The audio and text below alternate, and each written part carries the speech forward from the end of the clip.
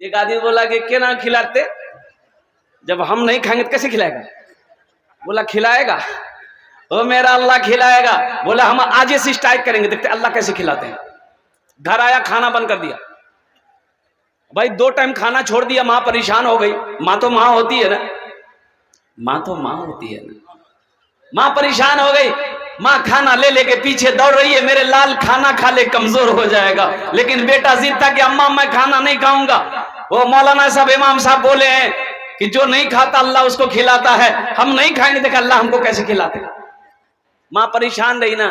یہ نوجوان سوچا کہ گھر میں رہیں گا نا ماں پریشان کرے گی، گھر چھوڑ کے پاس میں جنگل تھا، جنگل میں چلا گیا۔ بولا جنگل میں رہیں گے ماں ڈسٹرب نہیں کرے گی۔ جنگل میں گیا تو ماں پیچھے پیچھے تھال میں کھانا سجا کر لے کے جنگل چلی گئی۔ میرے کلیجے کا ٹکڑا کھانا کھا لے بیٹا، میرے لال کھانا کھا لے۔ لیکن بیٹا بولا کھانا نہیں کھا، رکھ دے وہاں۔ تو ماں کھانا رکھ کے چلی آئے گی، بھوک لگے گی کھا لے گا۔ یہ نوجوان سوچا کھانے کے پاس رہیں گے نا تو طبیعت چاہے گی کھانے کا، تو کھانے سے ہٹ کے کچھ دور وہ ادھر چلا گیا، سو گیا۔ کچھ ڈاکو لوگ ڈکیتی کا مشورہ کرنے کے لیے اسی جنگل میں آتے تھے۔ اب وہ 10-12 ڈاکو آ گئے تو دیکھا کہ بہترین کھانا ہے، کھانا جنگل میں کون رکھا؟ ایک ڈاکو کھانا چاہا تو ڈاکوؤں کا سردار نے کہا کہ ہرگز اس کھانے میں ہاتھ مت لگانا، ہو نہ ہو کسی کی سازش ہو ہم لوگوں کو جان سے مارنے کی۔ یہ کھانا یہاں ہے، پتہ کرو کوئی آدمی ضرور ہوگا۔ دیکھا کہ مسویا ہوا، بولا کالر پکڑ کے کھینچ کے لے آؤ، لایا گھسیٹ کر کے۔ بولا یہ کھانا کون رکھا؟ بولا کہ میری ماں رکھ کے گئی ہے۔ بولے پہلے کھانا تو کھا، پہلے تو کھانا کھائے گا، اس کھانے میں زہر تو نہیں ہے؟ بولا نہیں ہم نہیں کھائیں گے۔ بولا کیسے نہیں کھائے گا؟ اس کو 50 جوتا مارو۔ اب جوتا جو برسنا شروع ہو گیا، 50 کہاں 25 جوتا لگا تو مزاج اس کا ٹھنڈا ہو گیا، ہاتھ جوڑ کے کھڑا ہو گیا۔ بولا بابا ہم کھائیں گے۔ کھانا کھایا، اب بھاگا مسجد امام صاحب کے پاس۔ بولا امام صاحب تو یہ نہیں بول رہا کہ اللہ تو کھلاتا ہے لیکن جو نہیں کھاتا اللہ اس کا جوتا مار مار کے کھلاتا ہے۔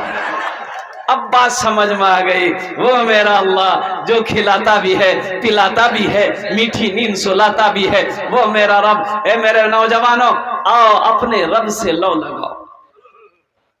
حضرت عمر فاروق رضی اللہ تعالیٰ عنہ مسجد نبوی میں سوئے ہوئے ہیں، خواب دیکھے۔ خواب کیا دیکھے؟ ایک آواز آئی کانوں سے ٹکرائی میرے رب کی طرف سے کہ عمر اٹھ۔ ایک بادشاہ کو وزیر سے کہا کہ مرغیاں پالو، مرغیوں سے مجھے محبت ہے۔ اب وہ کچھ مرغیاں پل رہی تھی، ایک آدمی مرغی کے پیچھے ہمیشہ لگا رہتا تھا، چاول کھلانا، دانا کھلانا، گیہوں کھلانا، آٹا کھلانا، روٹی کھلانا، جو کھائے کھلاؤ۔ اب بادشاہ تو بادشاہ ہوتا ہے، مزاج ایک دن بادشاہ کا بگڑا۔ بولا کہ بھائی ایسا کرو، یہ مرغیاں ایک دن میں کتنے انڈے دیتی ہے؟ تو وزیر نے کہا کہ حضور ایک مرغی ایک دن میں 1 انڈا دیتی ہے۔ بولے نہیں ہم کو 2 انڈا چاہیے۔ بولا یہ کیسے ہوگا؟ بولا جیسے ہی ہو، ایک مرغی 2 انڈا دے اس کی جان بخش دو، اور جو 1 انڈا دے اس کو ذبح کر کے میرے سامنے لاؤ۔ وزیر نے ساری مرغیوں کو جمع کر کے اعلان کر دیا کہ خیریت چاہتے ہو تو 2 انڈا دو، نہیں تو خیریت نہیں ہے۔ مرغیوں نے کوئی صبح 1 انڈا دی، کوئی شام کو 1 انڈا دی۔ ایک مرغی دیکھی ایک ہی انڈا لے کے بیٹھی ہے۔ وزیر نے پکڑا اس کا نٹی، بولا تم کو ڈر نہیں رہا بادشاہ کا؟ 1 انڈا کیوں دیے؟ تو مرغی بولی کہ وزیر بادشاہ کے ڈر سے بہت مشکل سے ہم 1 انڈا دے پائے، اصل میں ہم مرغی نہیں ہم مرغا ہیں۔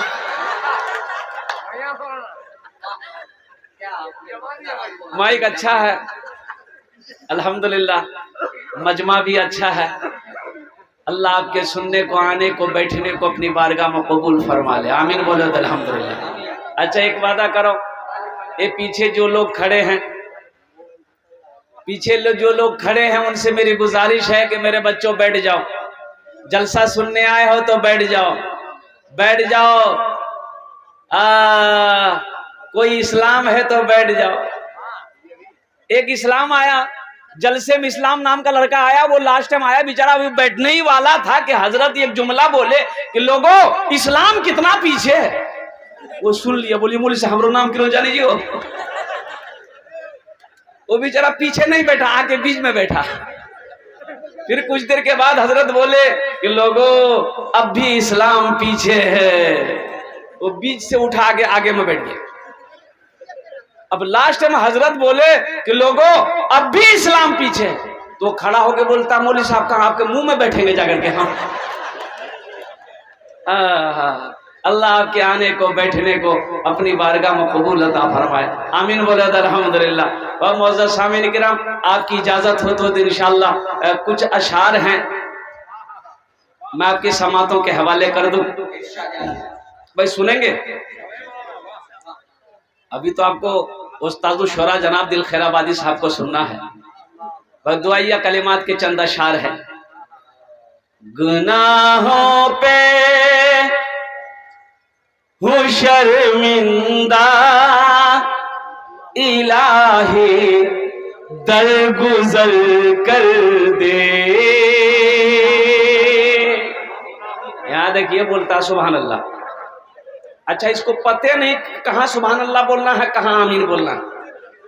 بھائی سر میں درد ہے تو ٹیبلٹ نہ کھاؤ گے گردنے کاٹ کے پھینک دو گے. کی بولو ہے آمین نہ بولو. گناہوں پہ ہوں شرمندہ الہی درگزر کر دے. بڑا مجرم ہوں میں تیرا الہی درگزر کر دے. خطا کوئی نہیں چھوڑی کبھی سیاہ نہیں چھوڑا. بس اب کرتا ہوں میں توبہ الہی درگزر کر دے. آمین بولے تو. کھلونا ہاتھ کا اپنے بنا رکھا ہے شیطان. بنا لے اپنا تو بندہ الہی درگزر کر دے. بڑا مجرم ہوں میں تیرا الہی درگزر کر دے. آمین بولے تو الحمدللہ. ایک بات یاد رکھیے گا, ایک وعدہ کرو کہ جتنے بھی علماء کرام یہاں پر تشریف لائے ہیں انشاءاللہ سب کے بیانات کو سنیں گے اور سن کر دعا کر کے ہی یہاں سے جائیں گے انشاءاللہ. کتنے لوگ تیار ہے ذرا انشاءاللہ؟ الحمدللہ. اے دیکھیں سارا مجمع تیار ہے. مولا ان اٹھے ہوئے ہاتھوں کو اپنی بارگاہ میں قبول فرما لے. آمین بولو. آمین. ایک کھانے جیٹی دعا ہوبے قبول ہوبے, جیٹے دعا ہوبے مقبول ہوبے.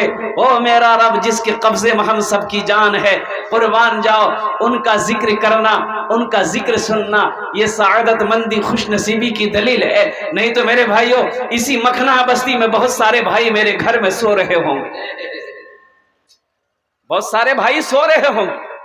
تو بیوی کہہ رہی ہوگی جانا ہو جلسہ میں نہ جو بولے چورو مولوی صاحب کی بولتے ہمارا پتا چکے. حضرت کیا بولیں گے ہم کو پتا ہے, مولانا صاحب کیا تقریر کریں گے ہم کو علم ہے. یہ آپ خوش نصیب ہیں, نہ جانے کتنے کتنے دور سے آپ سفر کر کے جلسے میں آئے ہیں. تو انشاءاللہ اللہ ہر قدم قدم پر ایک ایک نیکی عطا فرمائے. ہر قدم اللہ کسی کی محنت کو ضائع نہیں کرتا. ایک بات ذہن میں رکھیے گا, محنت اللہ کسی کی محنت کو ضائع نہیں کرتا ہے اور نیکی کبھی ضائع نہیں ہوتی ہے.